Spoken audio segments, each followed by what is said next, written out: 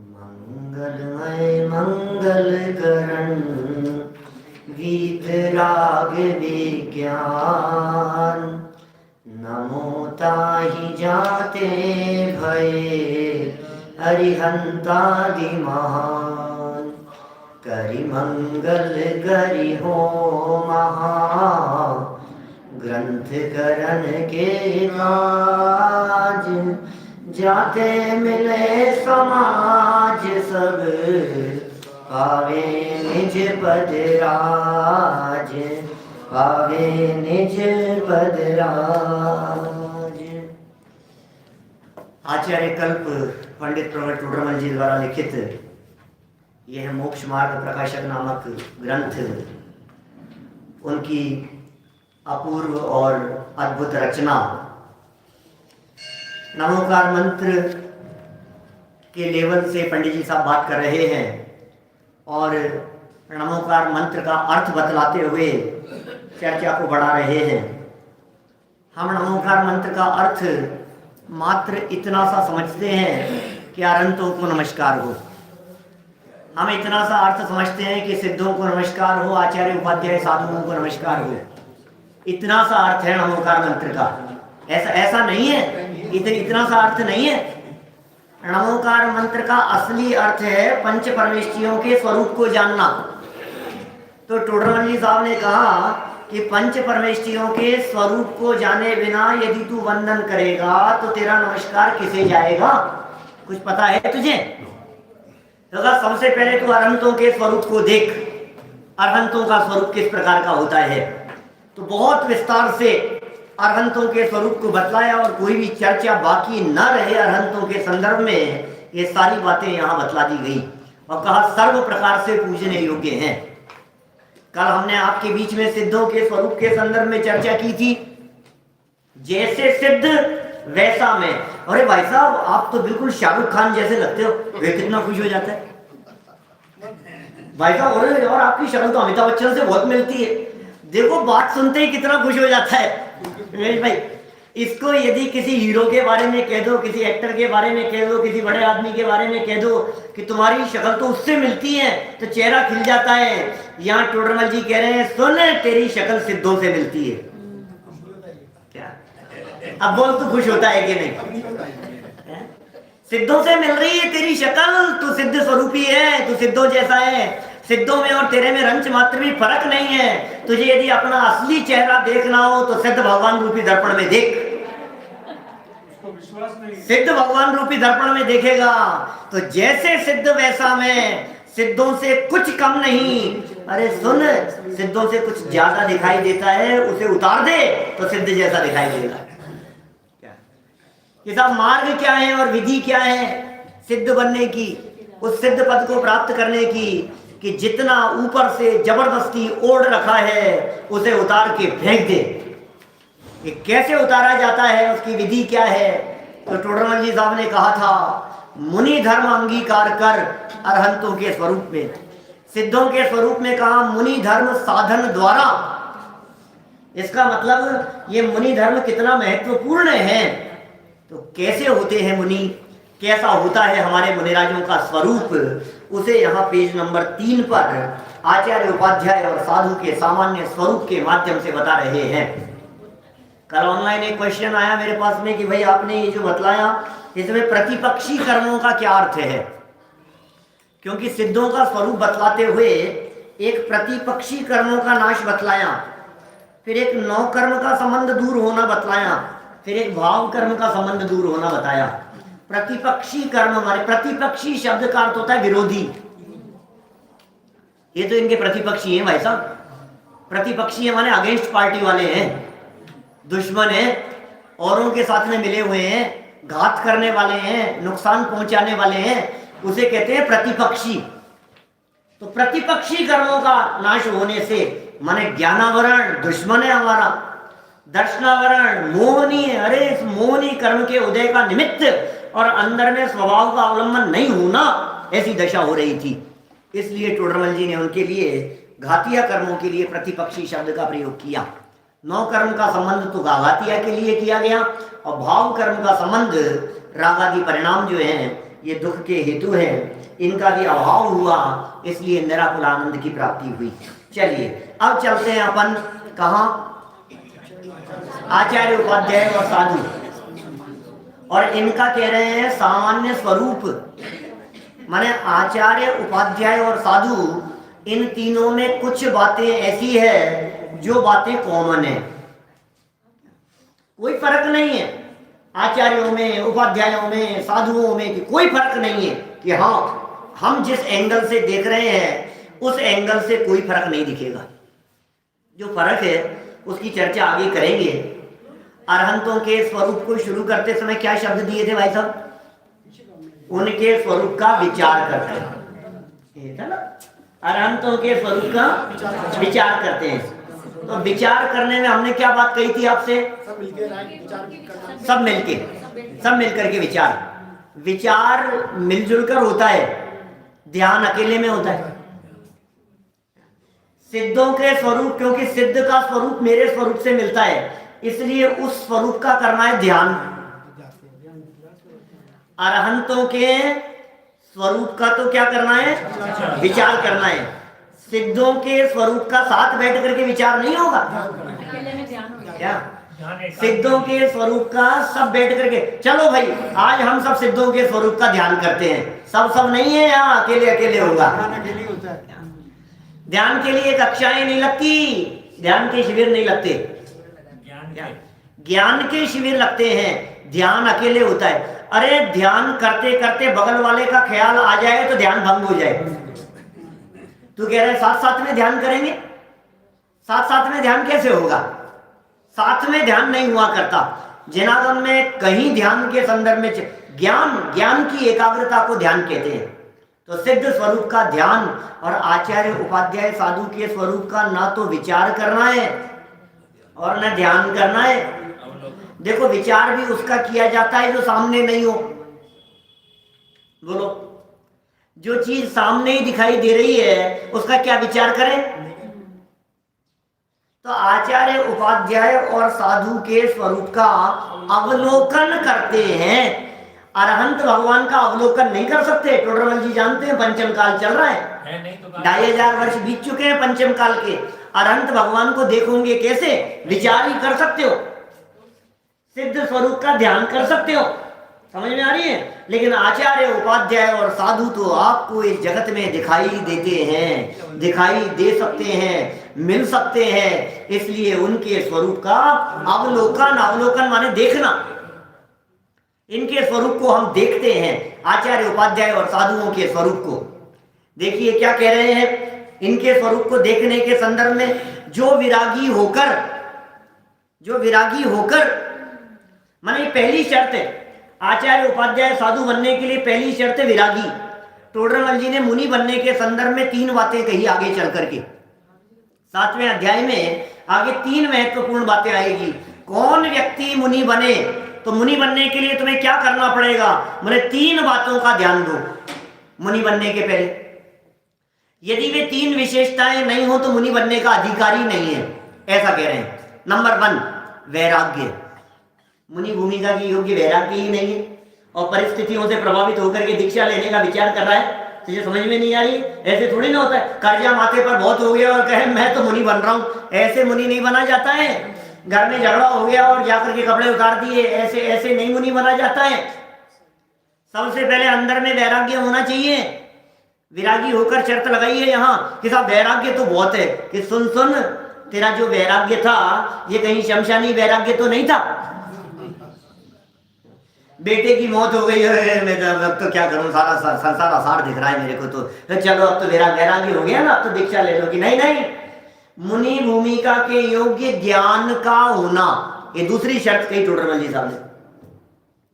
वैराग्य होना और उस भूमिका के योग्य ज्ञान का होना।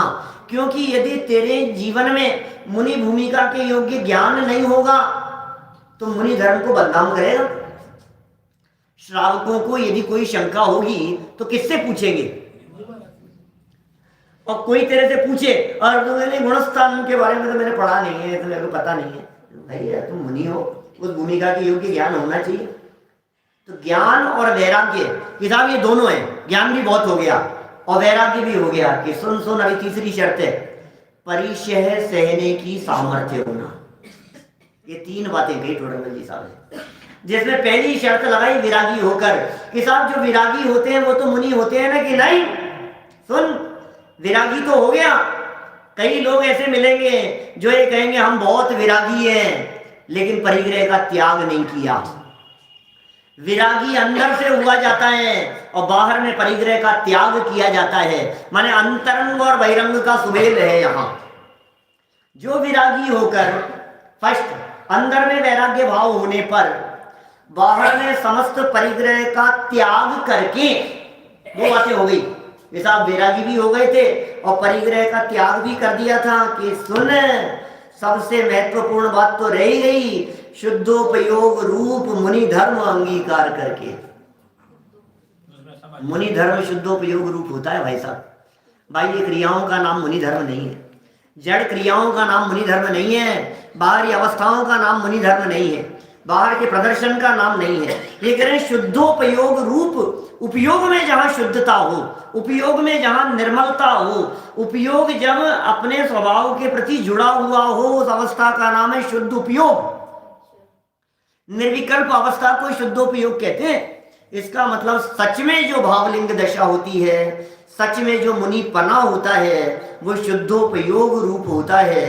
ऐसा धर्म अंगीकार करके अब स्वरूप बतला रहे हैं आचार्य, उपाध्याय और साधु, इनका स्वरूप बतला रहे हैं। अंतरंग में तो दो तरह से बात करेंगे भैया, आचार्य उपाध्याय साधु मुनि धर्म के संदर्भ में दो प्रकार से बात करेंगे। एक अंतरंग बात करेंगे और एक बहिरंग बात करेंगे। ध्यान देना, अभी अंदर की बात कर रहे हैं कि साहब ये सब बातें क्या बता रहे हो, हमने तो कभी सुनी ही नहीं। कि भैया अंदर की बात है,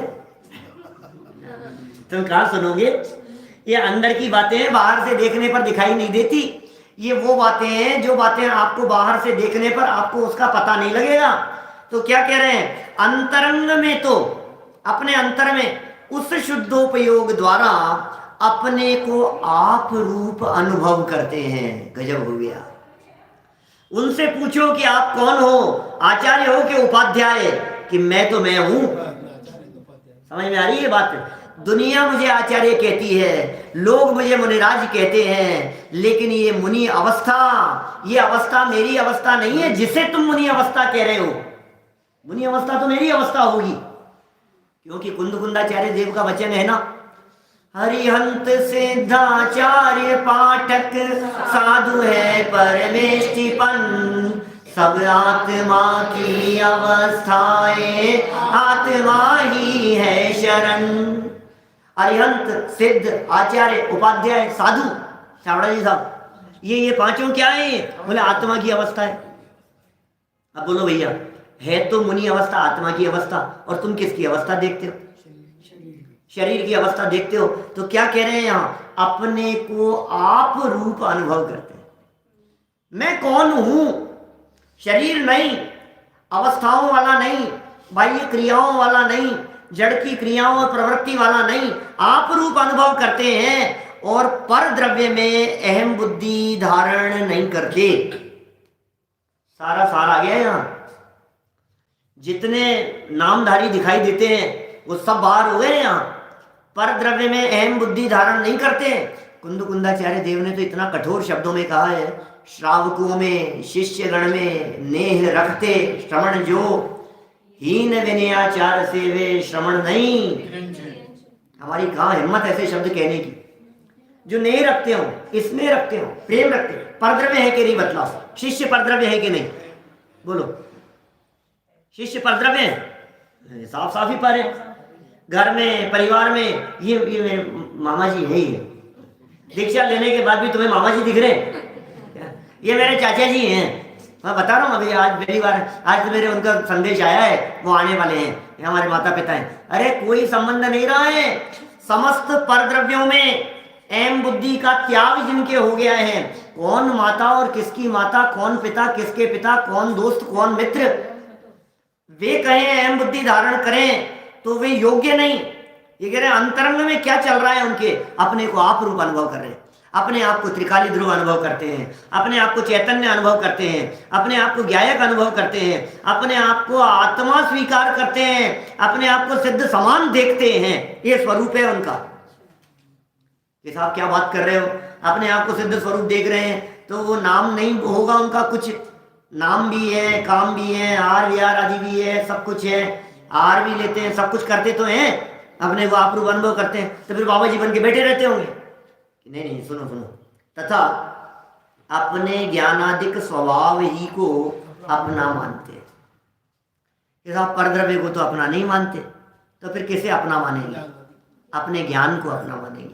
ये मैं हूं, ज्ञान में हूं, जो श्रद्धा है ये मैं हूं, ये जो चारित्र्य है ये मैं हूं। ज्ञानादि गुणों में अहम बुद्धि धारण करते हैं, ये अपनी असली संपत्ति है भाई साहब। आपकी प्रॉपर्टी कितनी है, मतलब वो प्रॉपर्टी को अपना नहीं कहते जो प्रॉपर्टी आज मेरी थी और कल किसी दूसरे के नाम हो जाए। ये उस प्रॉपर्टी को अपना मानते हैं जिस प्रॉपर्टी पर दूसरा कब्जा नहीं कर सके, अधिकार नहीं जमा सके। नहीं साहब ये मेरा है, ये ऐसी बातें करते हैं। मैं भाई अभी बॉम्बे में ये अपना ही था पंडित जी साहब, थोड़े समय पहले ये अपन ने निकाल दिया। उसने निकाला, इसने निकाला। इस मकान को हमने कितने में निकाल दिया? 2 करोड़ में निकाल दिया। कि अच्छा तुमने मकान निकाल दिया कि मकान ने तुम्हें निकाल दिया? मकान तो वहाँ ही है, मकान तो वही है क्या? और कहता कैसा है, मैंने निकाल दिया, मैंने निकाल दिया। बड़ा होशियार बनता है, मैंने निकाल दिया। ये तो निकाल दिया, उसमें अपनापन देखो, छोड़ देने के बाद भी अपनापन बरतता है, बेच देने के बाद भी अपनापन बरतता है। और ये तो पास्ट में, और अभी तो इसमें रह रहे हैं, और दृष्टि है अभी अभी यहाँ का विचार चल रहा है, बातचीत चल रही है, यहाँ की बात चल रही है। कितना गजब कह रहे हैं पंडित जी साहब। ज्ञानादि स्वभाव को ही अपना मानता है, पर भावों में ममत्व नहीं करते। सुनना, ये दूसरी बात है। ऊपर कहा था पर द्रव्य में अहम बुद्धि धारण नहीं करते, देखना ऊपर वाली लाइन में क्या शब्द दिए हैं, पर द्रव्य में अहम बुद्धि, और यहाँ कह रहे पर भावों में ममत्व नहीं करते।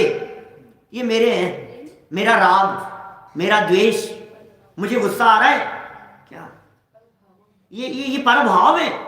पर द्रव्य पृथक है, उनमें अहम बुद्धि नहीं। ये मैं हूं, अहम बुद्धि की जो बात कही है वहां अहम बुद्धि के साथ में सब लगा लेना, एकत्व, ममत्व, कर्तृत्व, भोक्तृत्व।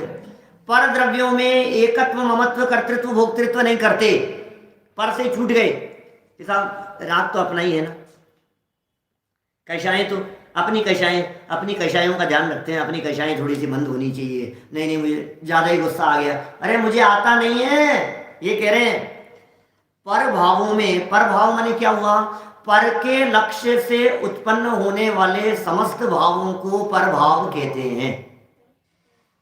पर के लक्ष्य से, शरीर के लक्ष्य से उत्पन्न होने वाले भाव, श्रावकों के लक्ष्य से उत्पन्न होने वाले भाव, शास्त्र के लक्ष्य से उत्पन्न होने वाला भाव भी पर भाव है, उसमें ममत्व नहीं करते।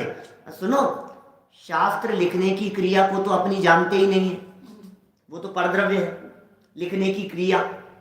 अब शास्त्र लिखने का जो भाव है वो भाव भी पर भाव है, तो उसमें भी ममत्व नहीं करते। क्या है अंतरंग दशा भाई साहब, आपने समझ क्या रखा है मुनि दशा को? ये कौन है? अगला कदम बढ़ाने पे अनंत बनने वाले हैं। ये क्या होती है मुनि दशा? ये वो दशा है, अरे राम मुनिराज, अरे आपका धर्म कितना महान है, नमो लोए सब सावणम। क्या गजब, जगत के सब साधुओं को, अरे सुन सुन सुन भाई, सिद्धों की श्रेणी में आने वाला जिनका नाम है, जग के उन सब मुनिराजों को मेरा नम्र प्रणाम। कौन है कौन? कौन से मुनिराजों को? कौन से? जिनका नाम सुनो, जीवन में जितनी बार आपने अनंत भगवान को नमस्कार किया होगा, उतनी बार आपने साधुओं को नमस्कार किया है, एक बार भी कम नहीं भैया। जितनी बार हमने सिद्धों को नमस्कार किया, नमो सिद्धाणम कहा, उतनी बार हमने आचार्य, उपाध्याय और साधुओं को वंदन किया। माने एक कदम भी पीछे नहीं है, एक लाइन में विराजमान कर दिए हमने। अनंत सिद्ध, आचार्य, उपाध्याय, साधु एक लाइन में नमस्कार करने योग्य हैं। ये कौन है? ये किस पद की बात कर रहे हैं भाई साहब? साधारण समझ रखा है आपने मुनि भूमिका को? ये कितने महान होते हैं मुनिराज, उनका जीवन कैसा होता है, उनका अंतरंग बतला रहे हैं यहाँ। मुनिराजों का अंतरंग कैसा है, उनके भाव किस प्रकार के हैं, उनकी विशुद्धता किस प्रकार की है, उनकी अंतरंग निर्मलता किस प्रकार की है। उस निर्मलता को देखो जरा। पर द्रव्य में अहम बुद्धि नहीं है और पर भावों में ममत्व बुद्धि नहीं है।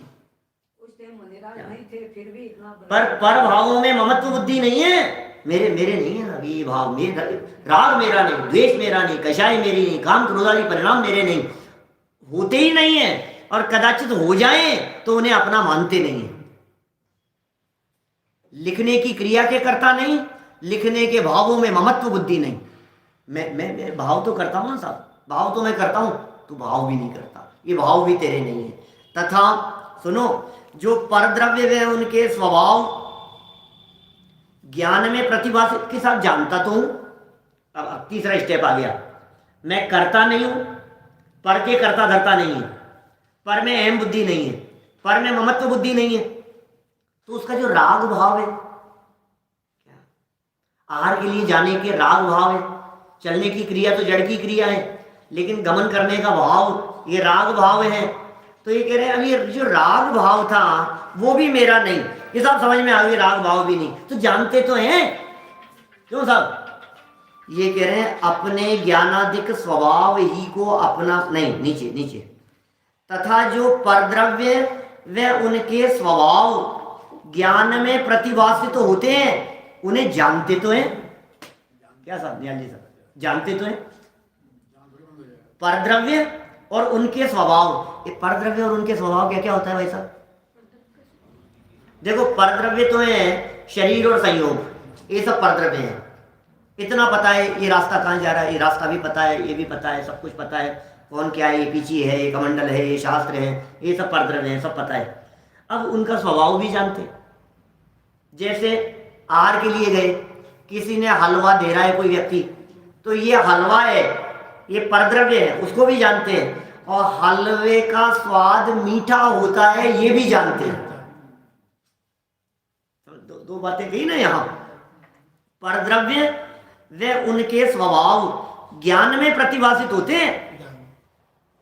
मैं बहुत बार पहले ऐसी बात का पूछता था कि बताओ मुनिराज हलवे का स्वाद लेते हैं कि नहीं, मुनिराज को हलवे का स्वाद आता है कि नहीं, मुनिराज खीर डोसे की बात करो ना,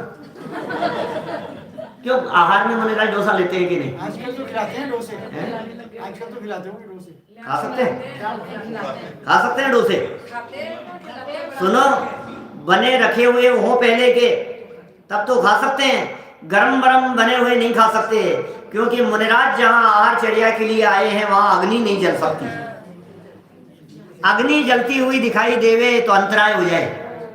क्या धुआं यदि उन्हें दिखाई दे जावे तो अंतराय हो जाए, तो गरम गरम डोसे कैसे खाएंगे? ठंडा तो खाएगा नहीं, ठंडा खाएगा नहीं। अब ठंडा आप दोगे, कोई बात नहीं। तो यदि वो खा रहे हैं मान लो, तो उसका स्वाद आता है कि नहीं आता? स्वाद आएगा कि नहीं? तो मुनिराज हलवे का स्वाद लेते हैं? नहीं आएगा क्या लेते नहीं है, स्वाद लेके नहीं खा रहे हैं। अरे स्वाद दो तरह का होता है, स्वाद का राग नहीं है। क्या एक होता है ज्ञानात्मक स्वाद, एक होता है रागात्मक स्वाद। तो मुनिराज को ज्ञानात्मक रसना इंद्री थोड़ी ना खराब हो गई, जीभ थोड़ी ना खराब हो गई है उनकी, तो ज्ञानात्मक स्वाद तो है। रसना इंद्री का संपर्क होने पर देखो मुनिराज के लिए आहार बनाया है तो श्रावक पहले तो खाएगा नहीं, पहले थोड़ी ना खाएगा, तो पहले नहीं खाएगा। तो मुनिराज को हलवा आहार में दिया और कदाचित हलवे में मीठे की जगह नमक डल गया, बूरे की जगह, बोलो बूरे की जगह नमक गिर गया था। अब श्रावक को तो पता नहीं है, तो मुनिराज खाएंगे तो उन्हें उसका स्वाद आएगा कि नहीं? ज्ञानात्मक स्वाद है लेकिन रागात्मक स्वाद नहीं है। रागात्मक स्वाद नहीं होने की वजह से ये अच्छा है और ये बुरा है, ये परिणाम नहीं होते। अच्छे बुरेपन का भाव नहीं होता। देखो ये लिखा है इन्होंने यहाँ आगे, पंडित जी कह रहे हैं, स्पष्ट कर रहे हैं इस बात को। परद्रव्य में उनके स्वभाव ज्ञान में प्रतिभासित होते हैं, उन्हें जानते तो हैं, परंतु इष्ट अनिष्ट मानकर उनमें राग द्वेष नहीं करते। सुनना और गजब बात है, कदाचित किंचित थोड़ा बहुत रागाधिक परिणाम भी हो भूमिका के अनुसार। 3 कषाय चौकड़ी का अभाव है, संज्वलन का सद्भाव है, संज्वलन जन्य रागादि भाव भी हो, लेकिन इष्ट अनिष्ट मानकर राग बोले ये नहीं होता। इष्ट बुद्धि नहीं हो सकती, अनिष्ट बुद्धि नहीं हो सकती। अपने पंडित साहब झांझरी जी साहब अर्थ किया करते थे, संतोषी झांझरी जी साहब, इष्ट अनिष्ट बुद्धि ये मिथ्यात्व जन्य हुआ करती है, और राग द्वेष ये चारित्र मोह की कमजोरी से हुआ करते हैं। इष्ट अनिष्टपना, पदार्थों में इष्ट अनिष्टपना, इष्ट अनिष्टपन की मान्यता, उस इष्ट अनिष्टपन की मान्यता को कहते हैं मिथ्यात्व। तो इष्ट अनिष्ट मानकर ये इष्ट है ये अनिष्ट है ऐसा मानकर राग द्वेष नहीं करते। देखो फिर कह रहे हैं शरीर की अनेक अवस्थाएं होती है, चलना भी होता है, उठना भी होता है, बैठना भी होता है, उपदेश आदि क्रियाएं भी होती है, ये सब जड़ की क्रियाएं हैं। आहार भी हो रहा है, विहार भी हो रहा है, निहार भी हो रहा है, उपदेश भी हो रहा है, ये सब क्रियाएं होती है ना सब मुनि जीवन में, अवलोकन कर रहे हैं अपन उनका। तो ये कह रहे हैं अनेक अवस्थाएं होती हैं, बाह्य नाना निमित्त बनते हैं। शरीर की अवस्थाएं होने पर, शरीर की अवस्थाएं होंगी उनमें अनेक प्रकार के निमित्त बनेंगे। कभी कंठ रुद्ध गया, कभी बहुत प्यास लग रही है। परिचयों की चर्चा पढ़ो, अपन ने सर्वार सिद्धि पढ़ते समय किया था, तत्वार सूत्र की टीका सर्वार सिद्धि पढ़ते समय, अरे जैसा चित्रण किया है पूज्यपाद आचार्य देव ने, रोंगटे खड़े हो जाए ऐसे ऐसा है अपने को। उनको नहीं, वे तो समता भाव धारण करते हैं, वे तो सहज रहते हैं। भूख लग रही है, प्यास लग रही है, जेठ माह की गर्मी है, गरिष्ठ भोजन करा दिया गया है, पानी है नहीं, कंठ सूख रहे हैं, चला नहीं जा रहा है, बोला नहीं जा रहा है, कैसी स्थिति होती होगी। शरीर की अनेक अवस्थाएं होती है, ये निमित्त बन गए इस प्रकार के। आहारचर्या में इस प्रकार का ग्रहण करने में आ गया, निमित्त बन गए इस प्रकार के कि काफी चलने में आ गया, थकान ऐसा हो गया। शरीर की अवस्थाएं निमित्त बन गए इस तरह के, मौसम ऐसा हो गया है, निमित्त बन गए इस तरह के। शरीर की अनेक अवस्थाएं होती हैं, चींटियां चढ़ गई शरीर के ऊपर, अब अवस्थाएं हो रही हैं, सारी खोपड़ी छलनी हो गई, शरीर की अवस्थाएं होती हैं। तो नाना अवस्थाएं होती है, निमित्त बनते हैं। परंतु टोडरमल जी का परंतु है, पासा बदल देते हैं परंतु कह करके, परंतु वहां कुछ भी सुख दुख नहीं मानते हो। शरीर की अनेक प्रकार की अवस्थाएं होने पर भी शरीर से सुख दुख का अनुभव नहीं करते, अपने आप को चैतन्य ज्ञायक प्रभु परमात्मा अनुभव करते हैं। आहार लेते हैं कि नहीं, निराहारी रहते हैं कि नहीं, कि अरे भाई सुनो, आहार लेते हैं लेकिन अंदर में अपने शुद्धोपयोग का आहार करते हैं। शरीर की अवस्थाएं, बाहर का, अरे बाहर होता ही नहीं है कुछ भी, सब अंदर में होता है। बाहर की अवस्थाओं को अपना स्वीकार नहीं करते, सुख दुख नहीं मानते भाई साहब।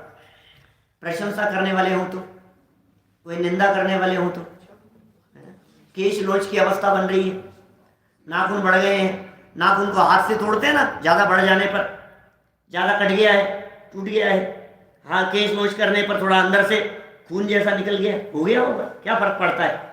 चल रहे हैं, पैर में कांटे लग गए हैं, कंकरीली जमीन है, सो रहे हैं, कंकर है जमीन पर, बुद्धि पूर्वक ये नहीं सोचते ये अच्छा है और ये बुरा है, सहज जैसा मिल जावे, सहज जैसा मिल जावे, ठीक है कोई बात नहीं। सुख दुख का अनुभव नहीं करते, सुख दुख नहीं मानते, तथा अपने योग्य बाह्य क्रिया जैसी बनती है वैसी बनती है, खींचकर उसको नहीं करते, ये बड़ा गजब है। बाह्य क्रिया जैसी बनती है वैसी बनती है। देखो कैसा उनका जीवन है मुनिराजों का, मुनिराजों के जीवन को बतला रहे हैं। बाह्य क्रिया जैसी बनती है वैसी बनती है, उसको खींचकर नहीं करते, माने उनकी लाइफ इजी गोइंग है, उसमें खींचतान नहीं होता। हमारी लाइफ में तो 2 काम एक ही समय आ जाए तो कैसे खींचतान होती है, भाग दौड़ होती है, ये करूं कि ये करूं, ऐसा करूं कि ऐसा करूं, अब इतना तो कर ही लो, अब इतना सा बचा है, अब थोड़ा सा कोई बात नहीं, अभी जबरदस्ती थाली में डाल गए हैं हमारे को तो अब क्या करें, अब खा ही लो थोड़ा सा दबा के।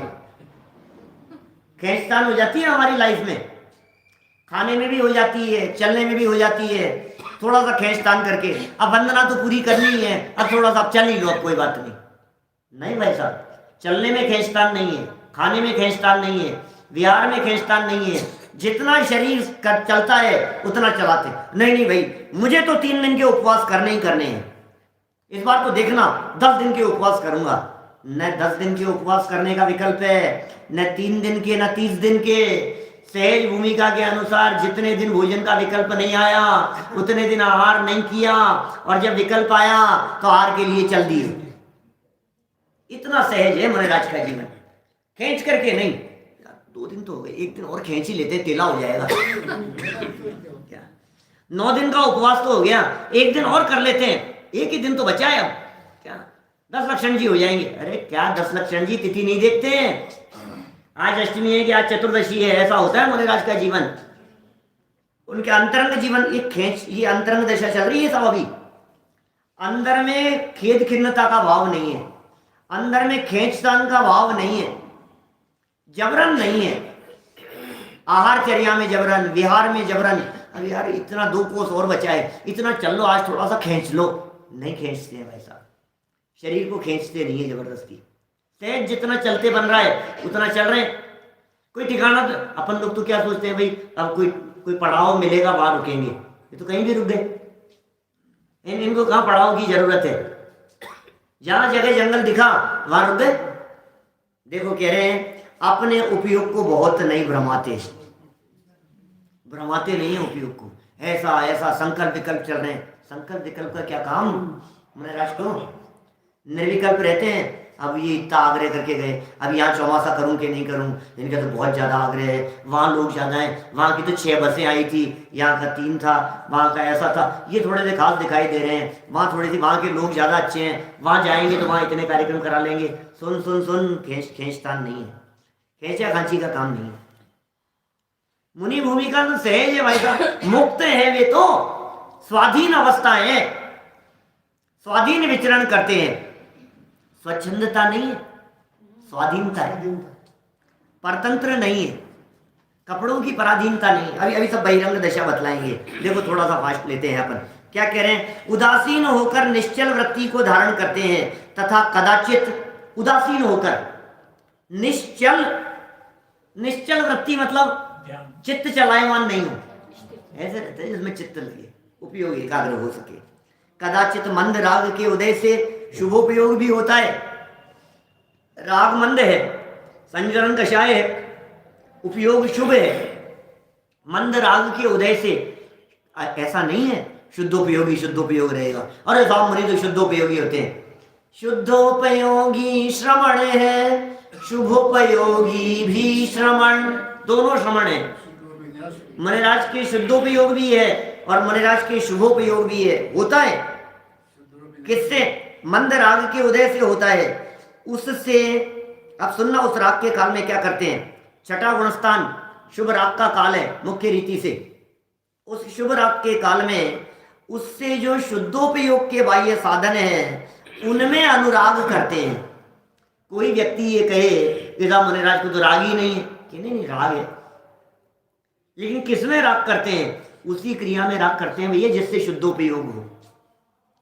छठे गुणस्थान में आकर 7वें में जाने का प्रयत्न नहीं हो तो छठा गुणस्थान नीचे गिरा देगा। शुभोपयोग, सच्चा शुभोपयोग तब कहलाए जब शुद्धोपयोग का प्रयास उस शुभोपयोग में वर्तता हो। शुद्धोपयोग का प्रयास शुभोपयोग में नहीं वर्ते तो वो शुभोपयोग सच्चा नहीं। परंतु अब देखना, ये अनुराग में वर्तते हैं परंतु उस राग को हे जानकर दूर करना चाहते हैं। राग तो था लेकिन राग में उपादेय बुद्धि नहीं थी। शुभ राग था, मंद कषाय का परिणाम था, लेकिन उस मंद कषाय के परिणाम में उपादेय बुद्धि नहीं थी, अपनत्व नहीं था, तथा तीव्र कषाय के उदय का अभाव होने से हिंसादि रूप अशुभोपयोग परिणति का तो अस्तित्व ही नहीं रहा है। ये क्या कह रहे हैं, मुनिराज के जीवन में अशुभोपयोग परिणति का अस्तित्व नहीं है। लेकिन एक बात ध्यान देना, ऐसा नहीं कि मुनिराज के जीवन में अशुभोपयोग नहीं होता हो, अशुभोपयोग तो होता है, लेकिन हिंसादि रूप अशुभोपयोग नहीं होता। पर फर्क है थोड़ा सा। अच्छा, मुनिराज आहार चर्या का विकल्प आया मुनिराज को, बोलो ये शुभ है कि अशुभ? शुद्ध तो नहीं। भोजन का विकल्प, कैसा है? निहार का परिणाम शौच के लिए जाने का भाव शुद्ध तो है ही नहीं, तो शुभ है कि शौच जाने का भाव? कि शुभ भी नहीं है तो अशुभ। तो अशुभ होता है कि नहीं मुनिराज के जीवन में? होता है। तो फिर ये कह रहे हैं अशुभोपयोग परिणति का अस्तित्व ही नहीं रहा है, कि तुम अधूरी बात पढ़ रहे हो। अशुभोपयोग के पहले एक शब्द और लिखा है, हिंसादि रूप, माने हिंसा का परिणाम नहीं होगा, हिंसा का परिणाम आवे वो नहीं है उनके जीवन में। झूठ बोलने का भाव मुनिराज के जीवन में आ जावे, ऐसा नहीं हो सकता। कई लोग इस प्रकार के भेद डालते हैं, हिंसा तो नहीं की लेकिन झूठ बोल दिया। नहीं, वो प्रसंग बतलाते हैं ऐसा। शिकारी गाय के पीछे भाग रहा था, और गाय एक चौराहे पर जाकर के कहीं मुड़ गई, वो पीछे रह गया, उसे पता नहीं था। और मुनिराज बैठे हैं तो क्या करेंगे? बोले, मुनिराज से पूछा किधर गई थी गाय? अब यदि वो सच बोलते हैं तो गाय मर जाएगी, वो शिकारी पकड़ लेगा, मार देगा उसे, हिंसा का पाप लगेगा। तो लोग ये कहते हैं कि वो इधर नहीं बतला करके इधर बता देंगे। तो भाई सुनो, हिंसा के पाप से तो बचे लेकिन झूठ का पाप कर लिया, ऐसा कैसे हो सकता है? एक पाप से छूटकर दूसरा पाप करें, ऐसा कैसे होगा? हिंसा तो ज्यादा बड़ा पाप होता है और झूठ थोड़ा कम पाप होता है। चोरी थोड़ा सा उससे कम होता होगा, कुशील थोड़ा सा उससे कम, और परिग्रह तो पाप बचा ही नहीं है? ऐसा पांचों पाप एक समान है, छोटे बड़ेपन का सवाल नहीं है इन पांचों प्रकार के पापों में। वो तो मिथ्यात्व है, पाप का बाप और बाप का बाप दादा, क्या वो अलग है। अभी उसकी बात नहीं कर रहे। यहाँ जो बात कह रहे हैं, हिंसादि रूप अशुभोपयोग परिणति का तो अस्तित्व ही नहीं है, सद्भाव ही नहीं है। क्या मजाल जो मुनिराजों के जीवन में हिंसा हो जाए। 5 महाव्रत के धनी है भाई साहब, हिंसादि की परिणाम कैसे आ सकते हैं? झूठ चोरी कुशील परिग्रह का परिणाम कैसे आ सकता है? इस परिणति का तो अस्तित्व ही नहीं बचा है। परिग्रह भी शामिल हो गया भैया, इसमें परिग्रह भी शामिल हो गया है। परिणामों में परिग्रह नहीं आता है। और परिग्रह की चर्चा तो मेरे वो दीक्षा कल्याणक के प्रवचनों में सुनो आप, यूट्यूब पर अवेलेबल है। दीक्षा कल्याणक के प्रसंग पर जब मैं ये प्रसंग खूब खुल करके बोलता हूँ तो बताता हूँ, वहां उमा स्वामी आचार्य को कोट करते हुए, तत्वार्थ सूत्र उमा स्वामी आचार्य, वो कहते हैं बाहर में पदार्थों के प्रति राग और द्वेष का परिणाम हो। सूत्र दिया, 7वें अध्याय का सूत्र है। देखो उस सूत्र में क्या लिखा उन्होंने, मनोज्ञा मनोज्ञ इंद्रिय विषय राग द्वेष वर्जनानी पंच। क्या लिखा था? मनोज्ञ विषय, अमनोज्ञ विषय, इंद्रिय विषय, उनमें राग और द्वेष का परिणाम ना होवे, इसका नाम परिग्रह को जीतना है, परिग्रह से रहित पना है। इसके त्यागी होते हैं मुनिराज। सारे जगत को ये लगता है छोड़ दिया था, घर छोड़ दिया था, परिग्रह के त्यागी हो गए सब, मुनि बन गए सब, मुनि बन गए सब, त्यागी हैं, त्यागी हैं। घर छोड़ करके आसान थोड़ी है, घर छोड़ोगे तो पता लगेगा कि सुनो छोड़ेंगे नहीं, घर में आएंगे। घर छोड़ने का नाम मुनि दशा नहीं है, घर में आने का नाम मुनि दशा है। निज घर नाही पहचाना जी, अपने घर को पहचाना ही नहीं है, इसलिए घर छोड़ने का नाम नहीं, घर में आने का नाम मुनि दशा है। अशुभोपयोग का तो अस्तित्व ही नहीं रहा है। तथा ऐसी अंतरंग अवस्था होने पर, यहां तक जितनी बातें कही ये सब अंदर की बात कही, ये सब आपको दिखेगा नहीं किसके परिणाम कैसे चल रहे हैं, अंदर में भाव कैसे चल रहे हैं, अंदर में शुद्धोपयोग रूप मुनि दशा है, ये आपको दिखेगा नहीं। ये तो अंदर अंदर की बात हो गई सब, बराबर। अब देखो ऐसा होने पर बाह्य कैसा है, अब परीक्षा करो बाहर की। अब देखो बाहर में दिखते हैं आपको कैसे, बाह्य दिगंबर सौम्य मुद्राधारी हुए हैं। वाह, कौन है? आचार्य सौम्य मुद्राधारी है, उपाध्याय सौम्य मुद्राधारी है, साधु सौम्य मुद्राधारी है। बाहर में दिगंबर मुद्रा है और परिणामों में सौम्यता दिखाई दे रही है, कषाय नहीं दिख रही है। सौम्य मुद्रा में हास्य नहीं होता, सौम्य मुद्रा में रोना नहीं होता, हंसना नहीं होता, शोक नहीं होता, सौम्य शांत मुद्रा। लख सौम्य दृष्टि तेरी मुनिवर, समता रस पीने आया हूं। पूजा में तो प्रभुवर लिखा है, जनवर लिखा है, लेकिन यहाँ मुनिवर की सौम्य मुद्रा है। शरीर का संवारना आदि विक्रियाओं से रहित हुए। ये विक्रियाएं, विक्रिया माने वो विक्रिया नहीं जो विक्रिया रिद्धि कही जाती है। विक्रिया एक शरीर वाली विक्रिया नहीं, विक्रिया माने विपरीत क्रिया। शरीर का संवारना, ये विपरीत किया है। बाल नहीं बनाते,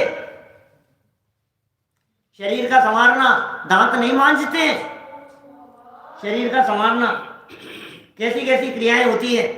माने सावधानी, इन क्रियाओं से कैसे रहते हैं, दूर रहते हैं, इनसे रहित है। थोड़ा सा मैल दिख रहा है, साफ कर रहे हैं, थोड़ा सा गंदा हो गया है। अब मिरर तो है नहीं जो चेहरा साफ करेंगे, हाथ पांव की गंदगी दिखती रहती है, तो मल उतारते रहे, मैल उतारते रहे, ऐसा करते रहे, नहीं भाई।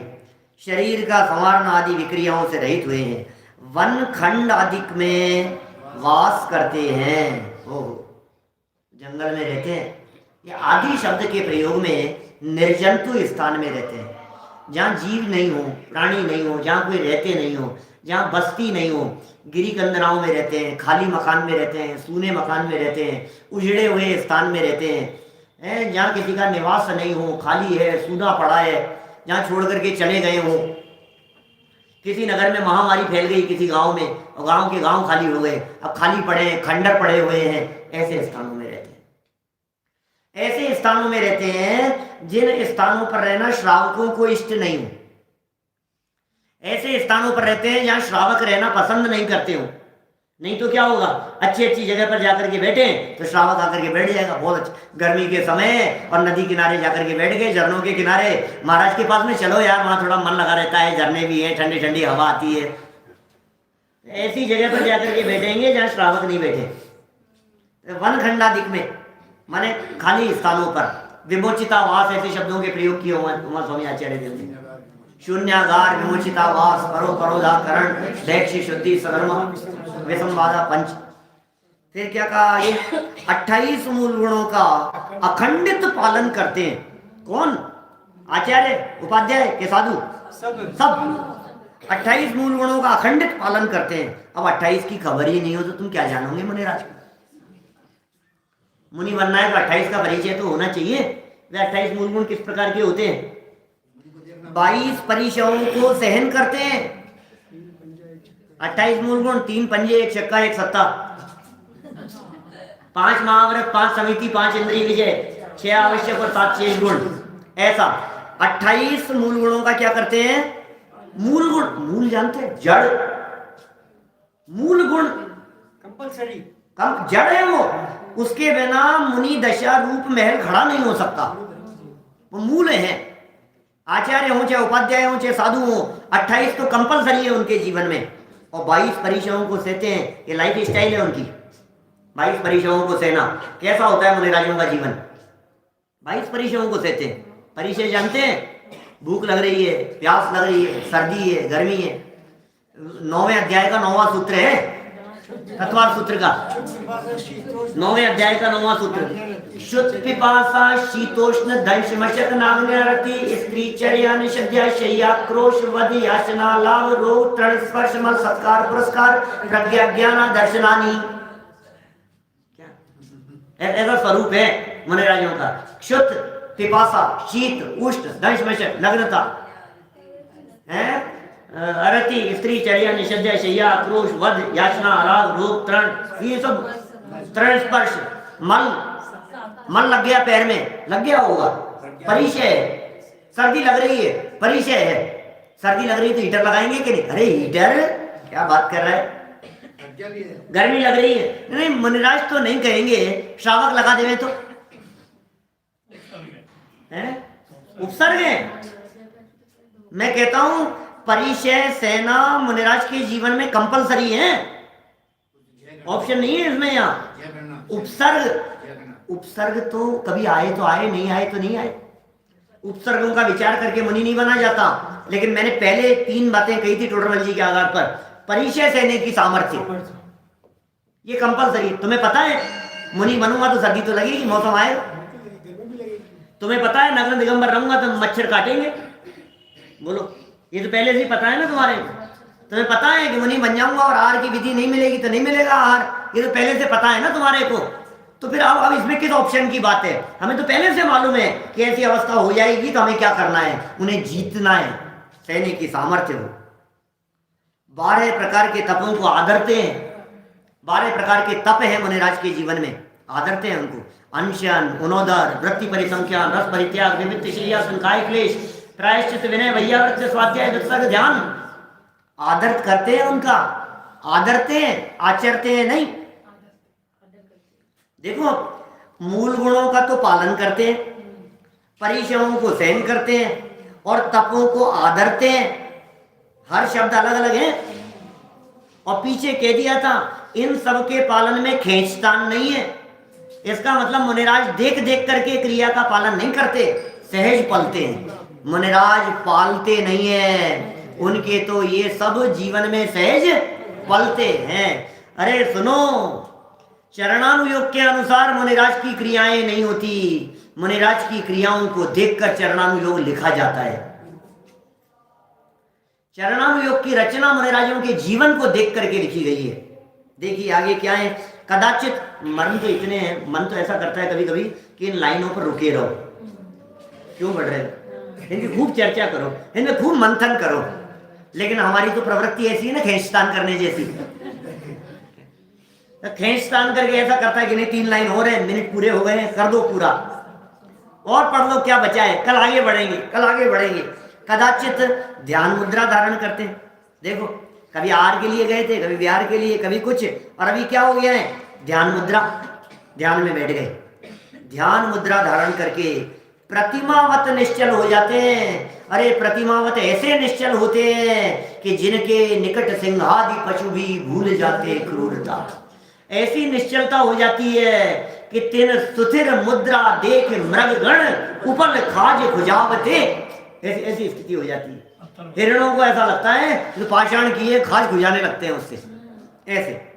कदाचित वे तो निश्चल हो गए थे, अब ध्यान से बाहर आए तो क्या हुआ, अध्ययन करते हैं, आदिक बाह्य धर्म क्रियाओं में प्रवर्तते हैं। पढ़ना, पढ़ाना, सीखना, संग में ये सब चलता है। कदाचित मुनि धर्म के सहचारी शरीर की स्थिति के हेतु, मुनि धर्म के सहचारी, मुनि धर्म के सहकारी, मुनि धर्म जिससे गड़बड़े नहीं, ऐसा मुनि धर्म के सहकारी शरीर की स्थिति के योग्य, जिससे शरीर की स्थिति बनी रहे, ऐसे आहारचर्या, ऐसे विहार, ऐसी क्रियाओं में सावधान होते हैं। ले तप बढ़ावन हेतु, आहार क्यों ले रहे हैं, आहार इसलिए ले रहे हैं कि शरीर शिथिल, शुद्धोपयोग के लिए, आहारचर्या के लिए उठे। विहार क्यों कर रहे हैं कि इस स्थान से राग नहीं हो जाए, इसलिए विहार कर रहे हैं। कि ज्यादा क्यों नहीं चल रहे हैं कि शरीर क्यों थक जाएगा तो ध्यान नहीं कर पाएंगे, तो कम चलते हैं। इतना भी कम नहीं कि यहाँ वाले लोग ही यहाँ आ जाए, क्या इतना भी कम नहीं, तो कितना चलना क्या, इन सब क्रियाओं में सावधान रहते हैं। ऐसे जैन मुनि हैं, उन सब की ऐसी ही अवस्था होती है। अरे दिगंबर मुनिराजों की कैसी दशा होती है, सिद्धों की तलेटी में बैठे हुए ऐसे हमारे महान दिगंबर मुनिराज, इनके स्वरूप को जानकर नमो आर्याणम, नमो वज्रायणम, नमो लोए शब्द साउणम शब्द का उच्चारण किया जाता है। हम भावपूर्वक इनके स्वरूप को समझें, अब बहिरंग स्वरूप को भी समझें, अंतरंग स्वरूप को भी समझें, और बहिरंग और अंतरंग ऐसे दोनों प्रकार का स्वरूप अपने जीवन में धारण करने की, अंगीकार करने की भावना भावें। इस पवित्र भावना से हम अभी की बात को यहीं स्वभावी हूँ, मैं ज्ञानानंद स्वभावी हूँ, मैं हूँ अपने